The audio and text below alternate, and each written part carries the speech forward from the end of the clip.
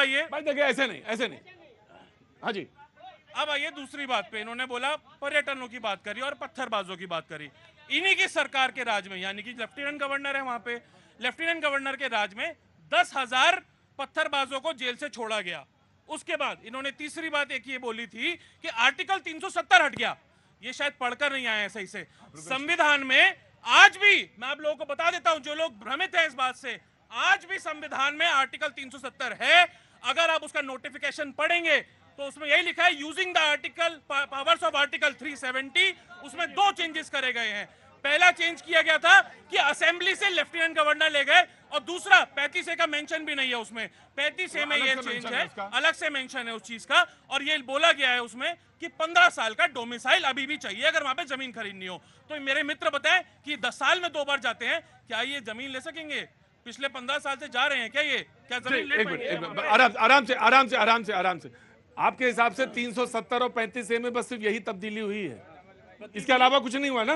नहीं, आपने बोला ना यही हुआ है ना? ठीक भाई, नहीं, ठीक। मतलब मैं कुछ आप पे आपत्ति नहीं कर रहा, मैं आपत्ति नहीं कर रहा।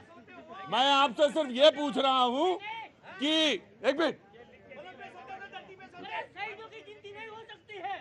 क्या हुआ? एक मिनट, आराम से। अरे आराम से बाबूजी, मैं आपसे सिर्फ ये कह रहा हूं कि सिर्फ यही तब्दीली हुई है या कुछ और तब्दीलियां हुई हैं? आर्टिकल 370 हटने के बाद कम से कम 3 साल तक इंटरनेट बंद रहा वहां पर। आर्टिकल 370 हटने के बाद इन्होंने बोला हमने 5,000 कश्मीरी, कोई नहीं बोलेगा, डिबेट वहीं बैठ जाइए चुपचाप। विमल जी आराम से बैठिए, तसल्ली के साथ बैठो। आओ जी। हाँ जी। इन्होंने बोला हमने 5,000 कश्मीरी पंडितों को घाटी में नौकरी दी। मुझे बताएं आज की डेट में कि वो 5,000 कश्मीरी पंडितों में से कितने कश्मीरी पंडित आज भी घाटी में नौकरी कर रहे हैं? राइट। सबसे बड़ी नहीं, मैंने इनसे पूछा अभी कुछ रह गया बताओ, कोई छूटा हो तो बताओ। और सवाल है, पूरी फहरिस्त है, चिंता मत करिए। और सवाल है, सुन लीजिए। पहली बात, एक एजेंडा और। ये लोग बोलते हैं कि 1990 में, और जो लोग भ्रमित है उनके लिए बता रहा हूं क्योंकि आप ही लोगों का ये डिबेट है। 1990 में जब कश्मीरी पंडितों को कश्मीर से भगाया गया था, जब उनके साथ नरसंहार हुआ था, मैं उसका खंडन करता हूं आज भी। लेकिन उस समय वीपी सिंह साहब की सरकार थी जिसको भारतीय जनता पार्टी सपोर्ट कर रही थी। भारतीय जनता पार्टी उस समय सरकार में थी और कश्मीरी पंडितों को वहां से भगाया गया।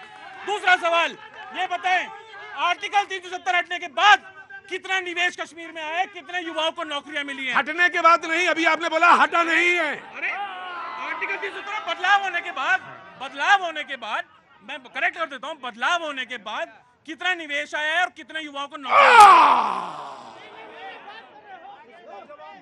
अभी कुछ रह गया हो तो बताओ, क्योंकि डिबेट जब चलेगी तो क्योंकि जब डिबेट चलेगी तो फिर अपनी रफ्तार से चलेगी। मैं कह रहा हूं अभी कुछ रह गया हो तो बताओ, बोलो। मैं हटा सामने से, इधर बैठो, बैठ जाओ। आज बैठ जाओ, डिबेट नहीं है आज, डिबेट नहीं है, बैठो, बोलो। प्रतीक जी, भारतीय जनता पार्टी का झूठ एक और साफ कर देता हूं। ये लोग जिस तरह से पीडीपी को, अलगाववादी पार्टी को गालियां देते थे दिन भर, इनके मोदी जी भी, अमित शाह जी भी और पुराने नेता सब पीडीपी को गाली देते थे। उसके बाद मेरे मित्र मुझे ये भी समझाएं कि इन्होंने इतनी सत्ता की लोभी हो गई भारतीय जनता पार्टी कि उसी पीडीपी के साथ उन्होंने सरकार बनाने का काम किया। और वो सवाल हमसे पूछते हैं 2 झंडों के बारे में, ये बताएं जब 3.5 साल सरकार चला रहे थे तब वो 2 झंडे, एक कश्मीर का और एक तिरंगा, तब नहीं लगता था क्या? राइट भाई, देखिए आपने हमें एक चीज सिखाई थी बचपन में, जब मैं छोटा था, बच्चा था। आपने कहा था बेटा सब्र दुनिया की सबसे बड़ी चीज है। और चाचा जी आप भी भूल रहे हैं सब्र। चाचा जी सब्र नहीं भूला जाता है। हमेशा पूछा अरे कुछ रह गया। विमल जी आई, आपको बोलना है? वैसे तो मैं एक ही वाक्य बोलना चाहता था, लेकिन अगर आपको लग रहा है आप बोल सकते हैं तो आइए, आप आइए विमल जी। नहीं, 6:06 5 मिनट आप बोले, आइए।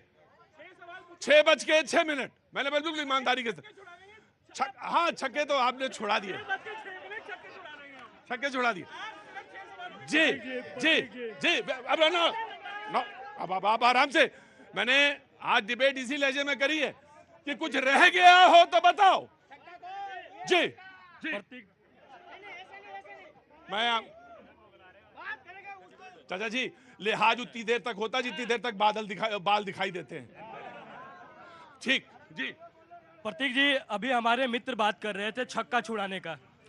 2014 में हमने छक्का छुड़ाया, 2019 में हमने छक्का छुड़ाया और 2024 में छक्का छुड़ाया। अरे क्या छक्का छुड़ाओगे तुम?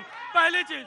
दूसरी बात पे मैं आऊंगा, राहुल गांधी जिस तरीके से पत्रक लेके बैठते हैं, भाई साहब भी पत्रक लेके बैठे हुए हैं और उसी से देख के बात कर रहे हैं। आतंकवाद की बात कर रहे थे, आतंकवाद की बात कर रहे थे।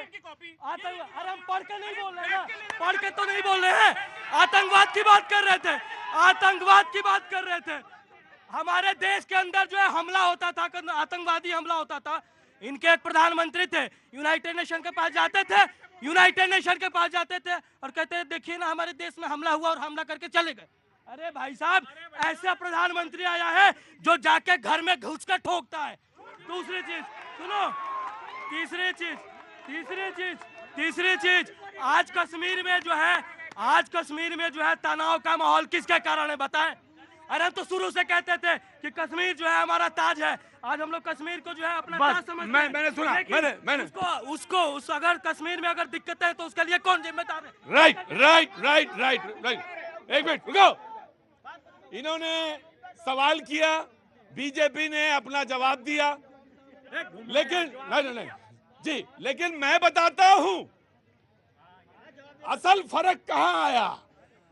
क्या नाम बताया था हमने? शमीम अहमद साहब, आप चलो हम चले, दोनों लोग श्रीनगर में आइसक्रीम खाएंगे।